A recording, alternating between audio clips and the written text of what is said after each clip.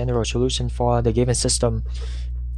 So here's the given system. First, you need to rewrite it in vector x prime, which basically you just take the leading coefficient of x and y, put it into this matrix, then multiply by vector x. Okay, then you find a minus lambda I, which gives you this matrix. What is matrix A? A matrix A. Let's call this matrix A, and then subtract it with lambda I. That gives you this one. Then find its determinant. Okay, so set that determinant equals 0. So for lambda I, got lambda equals positive negative I. Okay, the next step is to you plug. So let's pick lambda equals I, plug it into this matrix. Okay, that gives you a new matrix, which is this matrix augmented with 0. Okay, so you can use either this matrix or this matrix to solve for the unknown. So let's see, I'm going to use this matrix. So I have 1 minus I times k plus k2 equals 0. Solve for k2, I got negative 1 plus I, k1, choose k1, 1, then k2 is negative 1 plus I, then my vector k is 1, negative 1 plus I.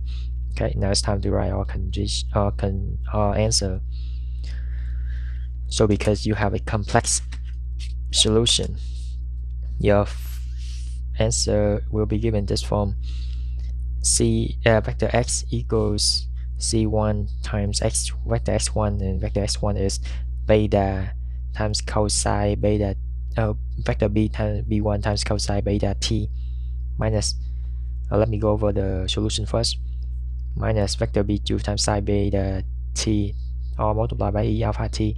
And for second solution, you just switch b1 and b2 and then change the sign. Okay, so what's vector b1 is the real part of vector k, which is 1, negative 1. b2 is imaginary part of vector k, alpha is real part of lambda, beta is imaginary part of lambda. Okay, so let's go back here.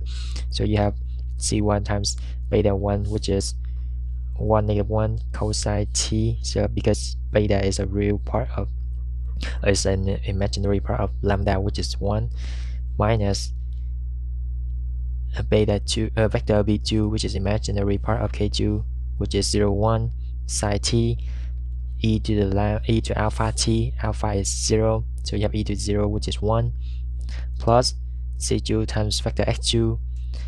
Okay, now you just switch this vector together and change the sign. Okay, which you have this one, right? So you can stop at this step, but if you want to go further, you can simplify it down by distribute this in and combine them together.